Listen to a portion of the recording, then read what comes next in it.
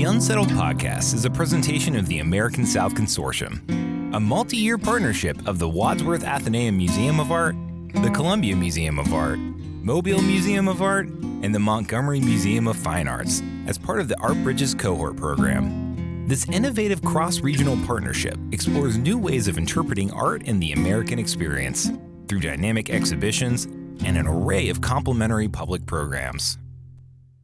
Welcome back to the Unsettled Podcast. I'm your host and the Columbia Museum of Art's executive producer and content strategist, Drew Barron. Today, we have the privilege of speaking with documentary photographer Alex Harris.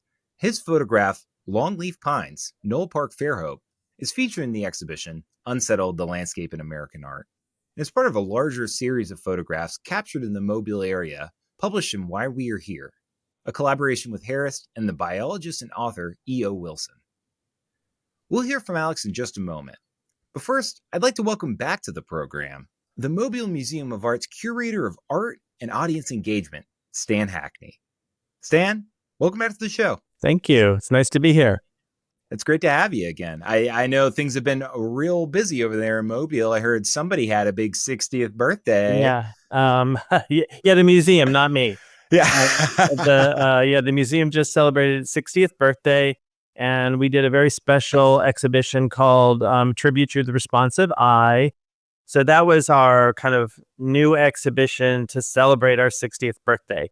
And yeah, that just occurred. Yeah, and along with that, you also have another exhibition on view right now, and that would be Unsettled: The Landscape in American Art, which is what we're here to talk about today. Y'all have it on view until, I believe, February 2nd. Correct. And it's been up for a couple months now. I'm curious, from your perspective, how's the reception been? Like, how are audiences taking this in? Well, it's been truly outstanding. It's been great, and it's been kind of fascinating to see what people gravitate to, what they like. We actually, again, in celebrating our 60th, we had like an open house, big birthday party.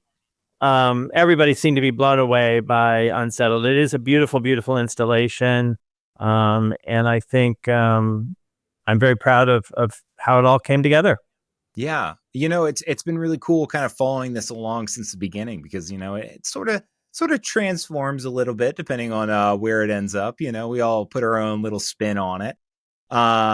So what do you think? What do you think's been different with it in Mobile? Have you, like, when y'all did the installation, what kind of little changes did you make? Well, I think we've added a few things from our collection, as I think each institution has done at each location. We designated a pretty large, wonderful exhibition space, which actually somewhat presented a little bit of a good problem, because the exhibition has basically been curated into kind of 5 parts. And so this 6th space, our education person and our director, John Carfagno, came up with this really interesting interactive area. It was extremely popular. We were going in there constantly restocking and picking up and cleaning up around, but it's actually worked out really, really well. And since it is a completely separate gallery space, it doesn't impede on the actual exhibition, and it's worked out really, really well. It's been great.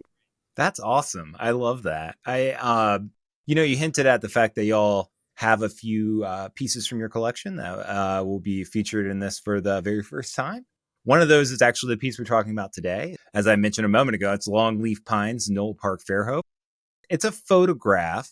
And there's quite a few photographers in this show, but I think Alabama especially really has a long-standing, important history with documentary photography. And I mean, in fact, Alex Harris, who we'll talk to today, isn't even the only photographer that's photographing Alabama in this show. We also have some works by William Christian Berry. Why do you think photographers really gravitate towards Alabama? What is it about the landscape, from your opinion?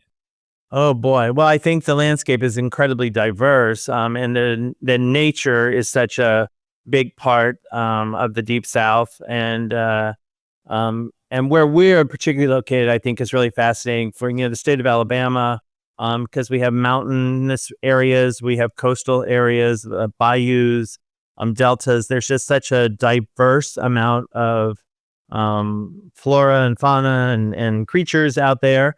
too many creatures at times. But I think it's rich with history and it's rich with imagery, and I think that probably has a lot to do with the interest by photographers. Yeah. So Alex's work is really focusing a lot more on kind of that naturalist sort of perspective, right? I'm just curious for you as on a personal level. Are you an outdoors person? Do you enjoy getting outside and seeing the natural world, or would you rather just kind of be curled up with a book somewhere at home? Um, I guess I'm supposed to say yes, but the actual answer is no. I'm not an outdoors person. As you know, I lived in Los Angeles for 30 years. Love Los Angeles, love the city. But the flip side of that is, yeah. And then when I want to decompress, it's great to just go home, sit on the sofa, watch a little Netflix or read a book, something.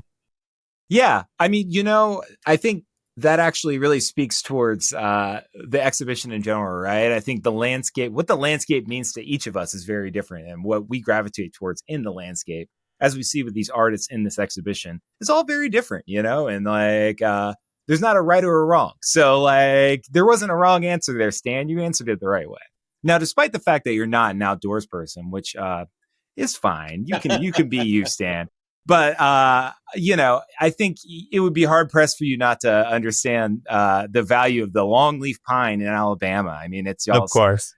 it is y'all's state tree. True. And from what I understand, there's quite a few close by the museum. Oh, very close by. Yeah, the longleaf pine. Give you my. I'm definitely no expert on the longleaf pine, but you can't miss them here. They've been an integral part of our landscape, of our economy, the timber industry, which is incredibly important for the state and so forth. But yeah, there is our botanical garden. We're very fortunate. It's just kitty corner across the street. And kind of before you get to them, we actually have a longleaf pine forest. So yeah, it's very interesting, and it's a fascinating tree also in that and again, probably others can talk on this far more than I, but it's a little bit slow in kind of starting its life, but then once it starts to grow, it can grow very quickly, and they can live up to 500 years if a timberman hasn't come and cut it down. But they can live up to 500 years. So Yeah, that is actually really compelling to me conceptually because, with this exhibition, we're looking at 200 years of art history, and that barely scratches the surface for the lifespan of some of these trees, So it's like when you start to like put it into that kind of perspective, it really makes you realize what a loss it is when we do like lose a massive forest like one that would be full of longleaf pines or something else, because it has got such a long-standing history, long before the experiment of the United States ever existed, right? So, like, it's really fascinating. Well, as much as I'd love to keep sitting here and philosophizing with you about the history of trees, I believe that I actually need to move on and introduce our next guest, Alex Harris, who's joining us from his home in Durham, North Carolina.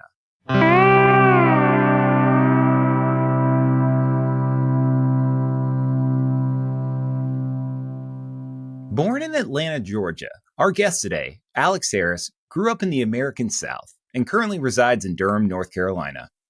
After graduating from Yale in 1971, he was hired by Duke University to complete a photographic study of substandard housing and living conditions in North Carolina, launching a long and prolific career in documentary photography.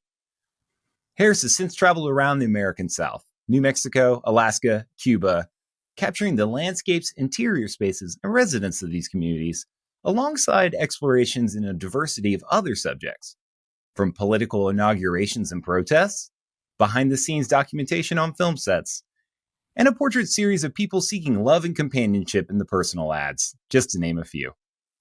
In 1980, Harris founded the Center for Documentary Photography at Duke University, where he served as the director for 8 years before co-founding the Center for Documentary Studies at Duke in 1989. To date, Harris has released 18 books of photography, including Why We Are Here, Mobile and the Spirit of a Southern City, which we'll discuss today on the program. A photograph from this series, Longleaf Pines, Knoll Park, Fairhope, is featured in the exhibition Unsettled, The Landscape in American Art. currently on view at the Mobile Museum of Art through February 2nd. Alex, welcome to the show. Thanks so much, Drew, and glad to be here. So tell me, Alex, as I mentioned a moment ago, we sort of listed a few of your accolades, just a few. There's quite a few more. You are also featured in many influential and renowned museums across the country within their collections. But I'm kind of curious, from your perspective, how do you define success? What is something that you're truly proud of that you've accomplished over your many years in this career? Well, I think photography has really allowed me to say things that I didn't know beforehand. I think if your photographs are any good at all, they say more than you know. Hmm. And I think the projects that I've worked on that I'm most drawn to and proud of really have to do with an immersion into a world that I may not have uh, made sense of, but through my photographs, I've been able to do that by looking back on photographs. And so certainly the book with Wilson is a great and important collaboration for me because it's a book that's as much about ideas, his notion of why we are here on the planet, as it is about this particular place, Mobile, Alabama. And it's somehow connecting ideas now and photographs that's important to me. Yeah, and we're going to revisit some of those ideas here in just a few minutes. But you mentioned immersion, which is quite apropos because one of the questions I had for you here really related to when I was searching on your website and I was looking at some of your photographic series, which are fantastic, by the way. There's a very early one from your college days at the May Day protests at Yale. Which you kind of in the bio you referred to as your first self-assigned photography project. But there was a comment that you made it was a quote that I really enjoyed. And it was, at the time, it wouldn't have occurred to me to call myself a photographer. But now I see I was well on my way to being one. I possessed then one essential quality for any documentary photographer, the ability to immerse yourself in a world at the same time observe it. And even though I just massacred that quote, I would love to kind of get your sense on that. Why is immersion so important in documentary photography from your perspective? And how do you go about immersing yourself in a place that maybe you are an outsider?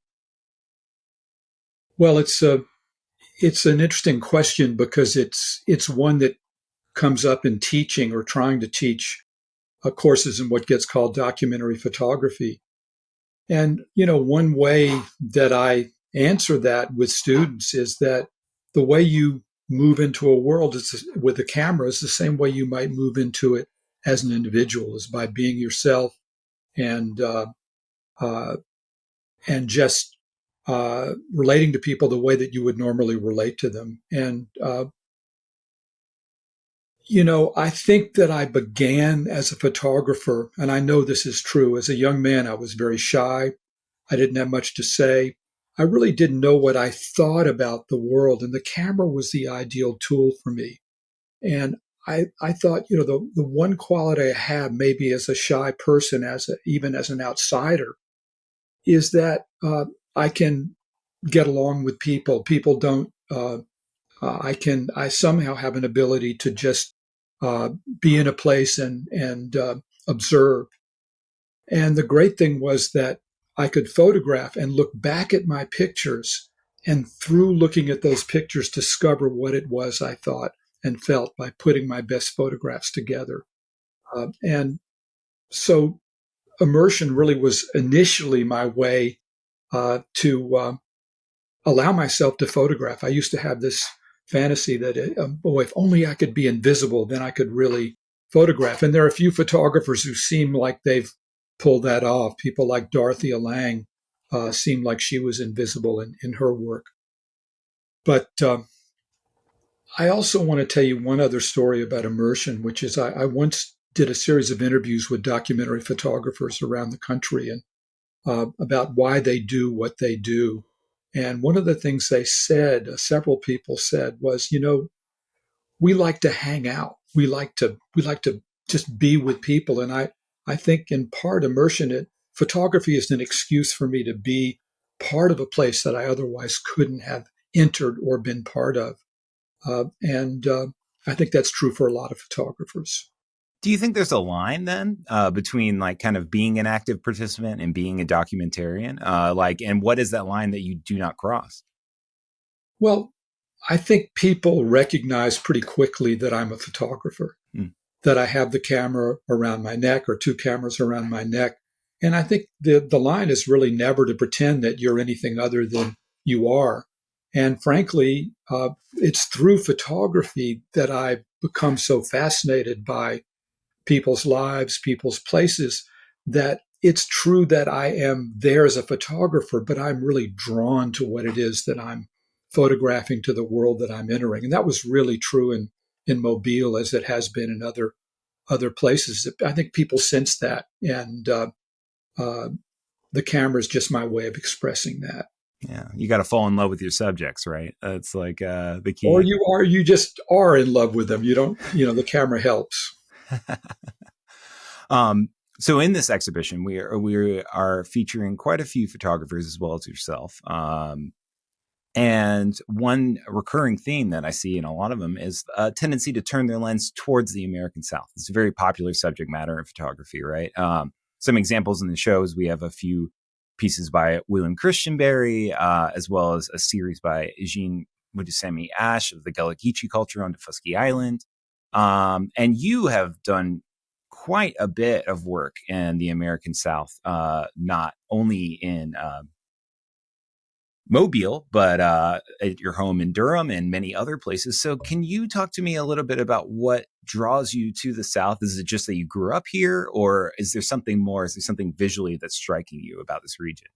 It's interesting because so much in life and in my life has just been luck and fate and chance. And I left the South at about the age 14 to go to school up north and graduated from Andover and Yale, and then got one of my professors there was coming back to the South to start a program at Duke University. And he said, why don't you just come take a year and come down here and photograph? We'll work on a project about housing and living conditions in North Carolina. And I was immediately comfortable. I found myself comfortable here. As you said, I grew up in the South. I'm really drawn to just the sound of Southern voices. I joke with my wife about that when I hear people on the radio that have Southern accents. And I just find myself really comfortable here. And I found myself living here. And I think one of the themes of being a documentary photographer can really be, some photographers spend a lifetime going outside and going to what they might consider exotic places, and others just burrow deep into the place they're from. And I've lived here most of my adult life, and this is the place I've burrowed. Yeah, but you have traveled as well. I mean, we mentioned at the start of the podcast, I mean, I thought it was quite interesting, a few of your series that you did in Cuba. Can you tell me a little bit about that experience? What was that like? So by the time I went to Cuba, I was very interested not just in what I would be photographing, but in photography itself. And when I went to Cuba, I had already used a large format camera to look through the windshields of automobiles in New Mexico and look at the landscape in New Mexico. And I had this idea in Cuba that what if I could go to Cuba and go to Havana and repeat that process, but for a different reason, to look through American cars at the landscape of Havana, and as a kind of a metaphor for the fact that, Americans see Cubans through an American lens. And in fact, Cubans see Cuba through an American lens because they move around in these 1950s American cars, plus the lens of the 50s, which is where we seem to be stuck in Cuba. So I thought I'd start there by looking through these cars with a big camera at the landscape of Cuba. And Drew, the other thing that I think has become a theme for me in photography is the idea of repetition. that if I could repeat that gesture of seeing Havana through that American lens and do it a number of times, kind of like 36 views of Mount Fuji, where it would add up to something that I didn't already know. And one of the things that added up to was I kept seeing this statue of a man named Jose Marti that I knew nothing about. And my next trip to Cuba, I photographed Cuba in relation to the ideas of Jose Marti, who was a great Cuban leader. And I could go on and on about that, but one thing led to another. But it started with an interest in the possibilities of photography, just a fascination with what photography could show me that I didn't know. Yeah, and it seems like you're really following your own intuition as well, right? So like letting it lead you where it needs to go. That's such a good way to put it. And I think it's the thing that if I've learned anything as a photographer over the years, it's to try to pay attention to my intuition and to follow that intuition, because often I'll go in a direction, hopefully, that I didn't set out to go on. And that however incongruous or illogical it might seem, that I'd want to spend some hot days sitting in the back seats of 1950s cars in Havana, I was going to do that because it was my intuition to do that. And I think it helped me a lot in Mobile as well. Yeah. A fun example I saw on your website was a series you did, I believe, with your son with the Game Boy in different natural spaces, where you would be on a nature walk or something, and he's just walking around with his Game Boy and like really like kind of playing around with this idea of like immersion and technology in different spaces. And like that strikes me as something that you noticed one day and then started to see this repetitive theme as you were talking about before. Would that be a safe assumption there? That is a safe assumption. I saw my son and his friends using this little handheld device. This is before cell phones, before any of us were staring at screens. And at the time, I had read an Orson Scott Card novel in which young people, through their ability to navigate technology, actually saved the world. And I thought, well, what are they up to? And what is this going to mean? And so I began just to focus in on Will, my son Will, and his using this screen. And another thing, and I'm glad you brought it up, because that little machine that he was holding in his hand and my son were as much an excuse to photograph him doing that activity as it was an excuse to look at the landscape he was moving through. And that it's the relationship between that landscape and his action that made those pictures happen. And it's something that I, have learned in photography, is the idea of the visual foil. There needs to be one thing in relation to another often to make a picture compelling. I'm so glad you brought up landscapes, because you're really just doing all of my segues for me today. So in the exhibition Unsettled, we have a photograph by you, as I mentioned earlier, and it's part of a series that you did called Why We Are Here, which is a collaboration with you and the biologist and writer Edward O. Wilson. So can you tell me about Edward Wilson? Who is he? How did you get familiarized with his work? How did this collaboration get started? Well, I, around 1990, published a book called River of Traps.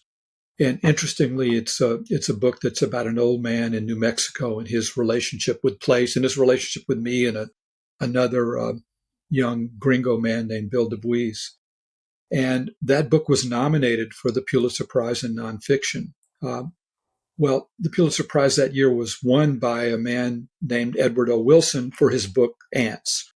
And I think it took me about 20 years to get over that defeat. And it turns out one of my good friends here in North Carolina knew Ed Wilson well, and he thought I should get to know him. And he asked me to take a picture of Mobile, where Ed grew up, for his, I can't remember which birthday it was, but it was his 80th birthday, perhaps. And I met Ed at Harvard, and he began to tell stories about Mobile and just weave these extraordinary stories about growing up there. And it was storytelling by a man who clearly missed the place that he was talking about. He hadn't visited there very much over the years. At any rate, by the end of that conversation, we had decided to collaborate on a book together.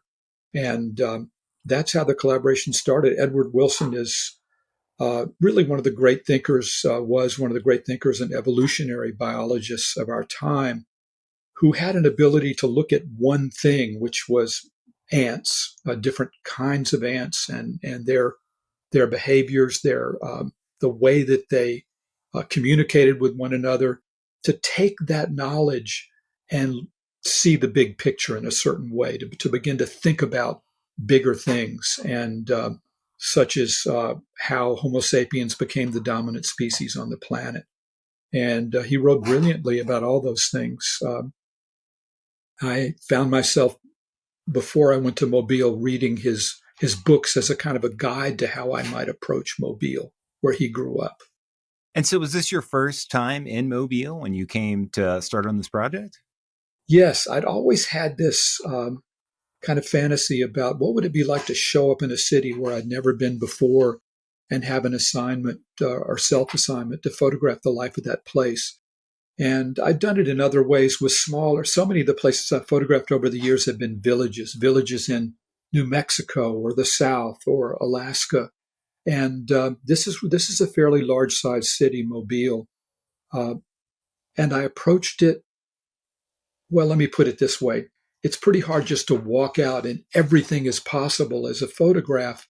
How do you know what to photograph? I approached Mobile through Edward Wilson's books and his ideas, the things that he, particularly his book Naturalist, where he writes about his youth growing up in the Gulf Coast and the awe and wonder he felt at the natural world. So that became a subject for me. What can my photographs capture some of that sense of awe and wonder of the young E.O. Wilson? I read other books of his, and eventually, even while I was working with him, he wrote, maybe just before we started, he published the novel Anthill. And in that novel, there's a young man who sees and moves through the world of probably what is Mobile. And I just began to make a list of things in that novel that young man noticed or that was in there. Evangelical religion, ancestral homes, strip malls, real estate development, hunting, guns, family, all these themes. It gave me a kind of a guide to think about, how do I approach Mobile? What do I look for? Yeah, I mean, I think one of the really interesting aspects of this book, so for listeners at home and viewers that can't see what we're talking about, this book is comprised of not only a photo series by Alex, but two essays, one by Wilson and one by Alex, that kind of also examine this like embedded history of this region and how it is still having lasting effects today. As you were saying a moment ago, one image that really struck me early on was this image of a Boy Scout troop with a snake. That I believe you were really looking at what E.O. Wilson's life in Mobile was like, and you were kind of trying to reflect what the modern equivalent of this might be. Can you talk to me a little bit about that experience? Well, when Ed and I tried to come up with a title for this book, we looked at his nonfiction book Consilience, where he talked about the fact that people need to belong to a tribe. They need to have a purpose larger than themselves. And people need to tell a story about where they came from and why we are here.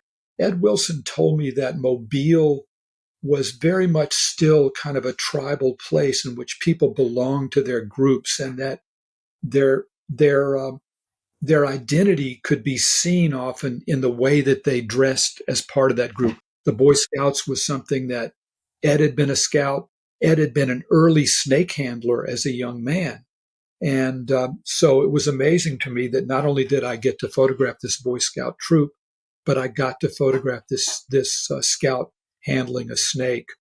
And I think the thing that stuck with me the most from what Ed Wilson wrote was that the end of that quote from his book Consilience, which is, we must have a story to tell about where we came from and why we are here.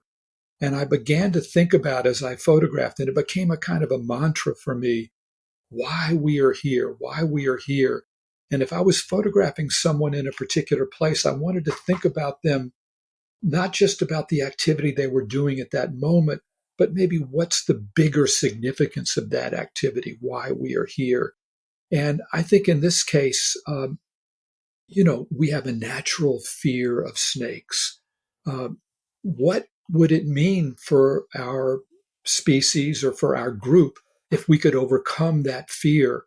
What would it mean for our evolution or our ability to interact with nature?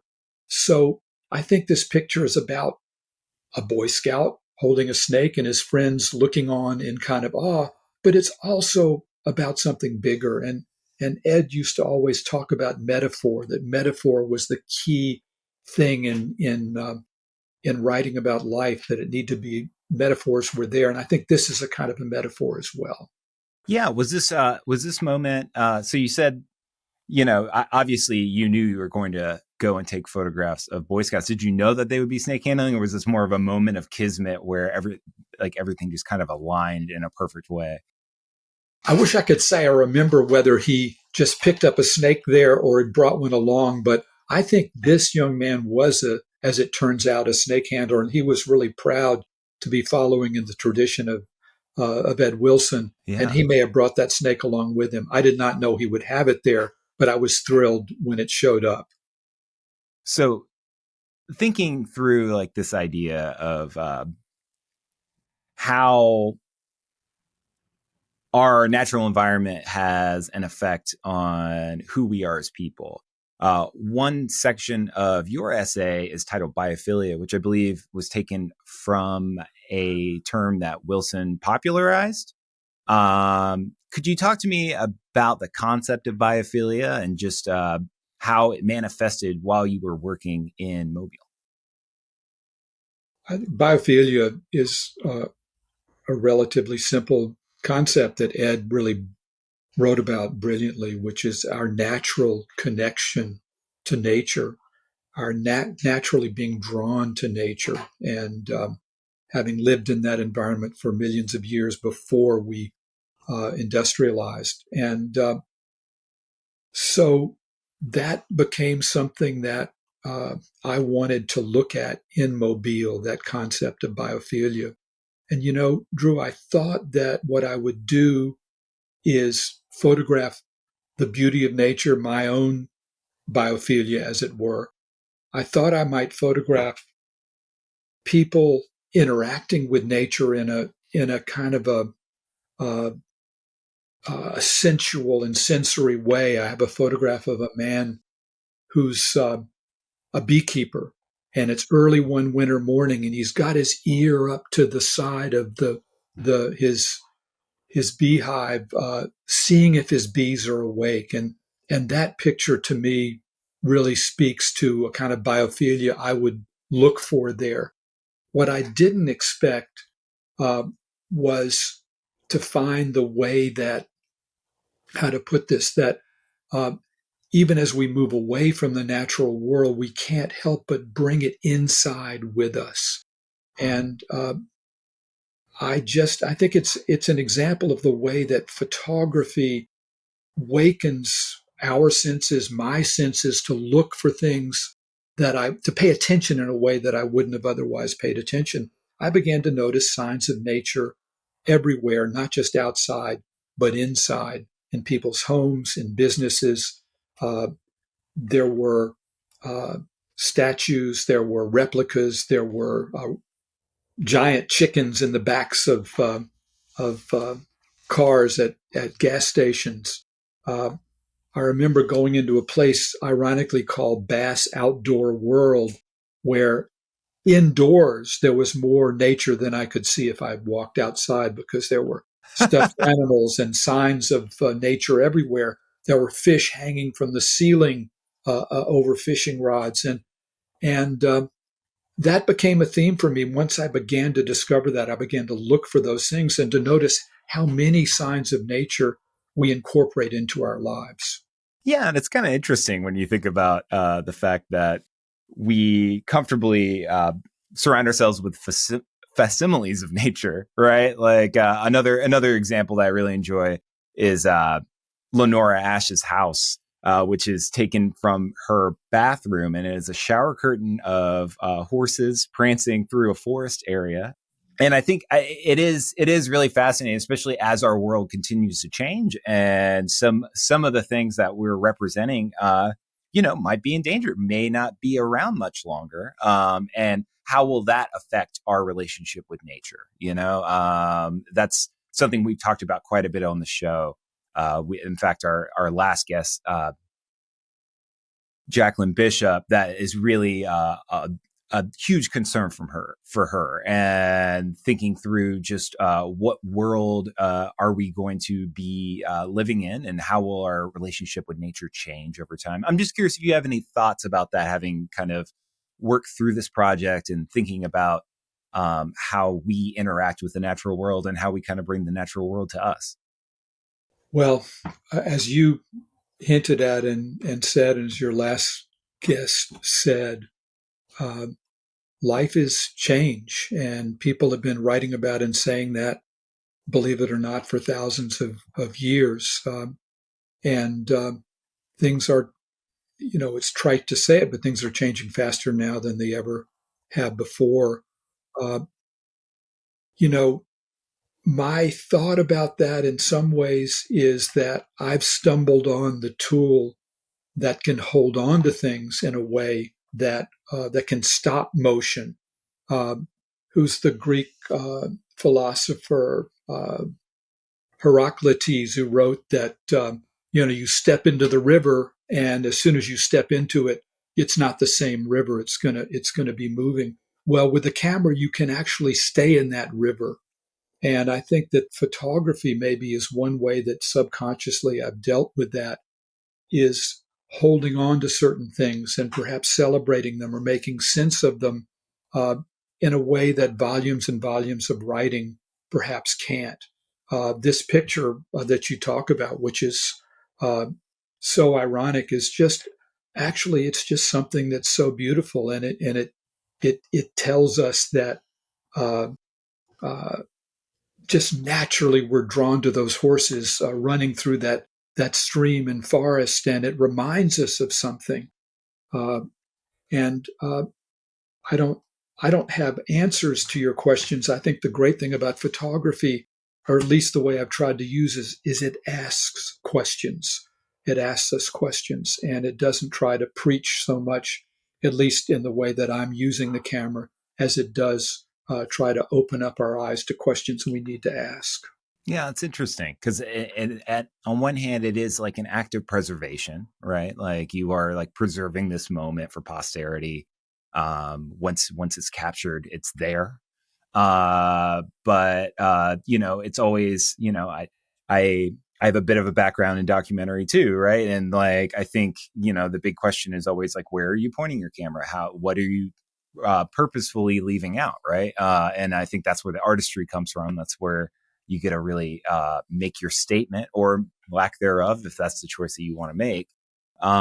So yeah, I mean, it's an interesting concept to sort of unravel just this idea of like the purpose of this photography, especially when you're talking about documentary photography, because I think it's different than some other forms of photography. I mean, you're not staging everything to set up the perfect shot, right? Like you're really trying to capture things as they are, and then letting the viewer really break that down later for themselves in terms of what the true meaning of it is. And so, yeah, I think that's just an interesting point. As you're talking about that, I wanted to say one other thing, which I think is important in regards to that. That what makes as a writer and as a photographer, I've always fallen into and tried to incorporate the first person voice, so that and you'll notice this in my text to the book with E.O. Wilson, Why We're Here, but it's also in my photographs. I'm not perhaps pretending that this is the way things are. I'm saying this is the way that I see things and I engage with this world. And I think that's an important voice to use as you're writing or photographing, because you're not making pronouncements really. You're saying this is the way that I'm moving through the world. Yeah. So the piece in the exhibition, it is shot from the ground looking up at like a handful of longleaf pine trees. There's sort of a domineering presence like in the photograph, which is interesting for our viewers and listeners that aren't from the South and maybe don't know how prevalent pine trees as a whole are. I mean, they are pretty much a very dominant force within our landscape as a whole. And the longleaf pine at one point was the most dominant tree species. And that has changed over the years due to deforestation, fires, things like that. But I understand that the longleaf pine is actually the state tree of Alabama. And so can you talk to me a little bit about the photograph in the exhibition? Sort of what was going through your mind? Was that part of the intentionality of taking this photo to begin with? Just, tell me a little bit about that day and what you were thinking, as best you can remember, knowing this was many years ago now.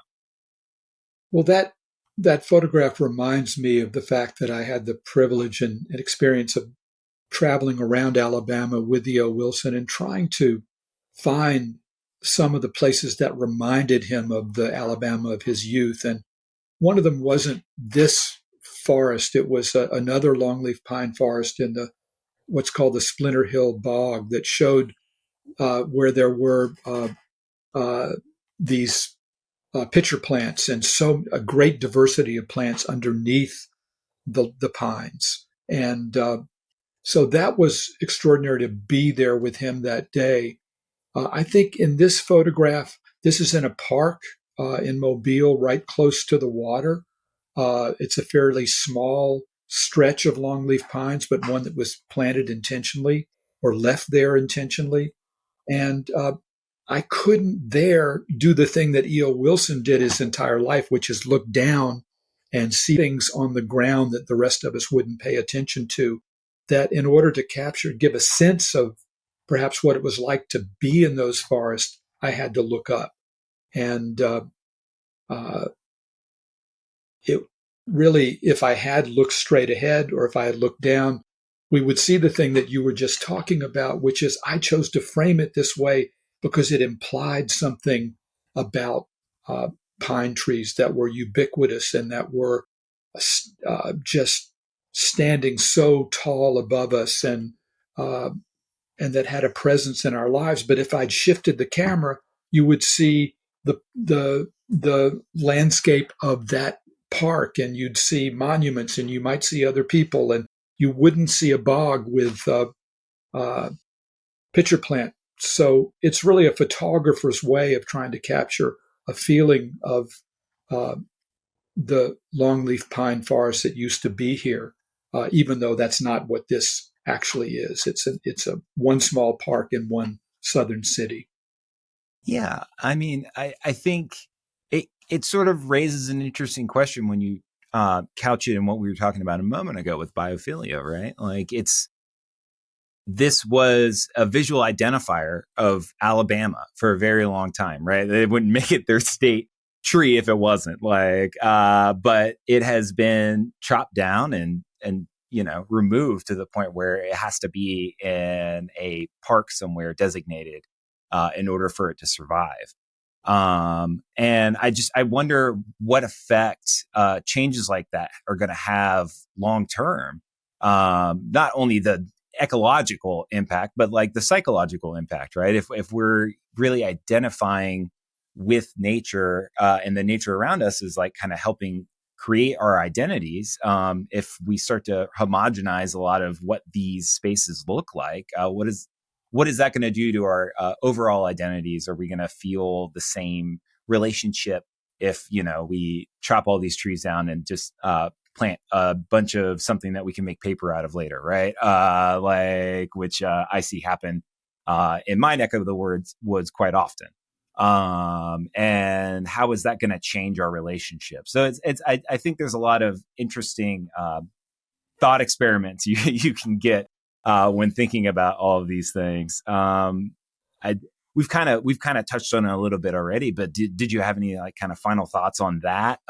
In terms of, do you see that obviously that relationship is changing, but do you see any is that a good thing? Is that a bad thing? I mean, maybe it's not our place to say, right? But I'm just curious what your thoughts would be. Well, as you're speaking, I'm remembering how surprised I was to see that Ed Wilson was actually fascinated by young people and computer games and gaming and people who design these computer games. And one of the things that especially interested him, I think, about those games was the way that some of them allowed young people to navigate nature, to make their own choices about which door to go through and which part of the natural world to enter. And I don't think we have time to get into a conversation about artificial intelligence right now.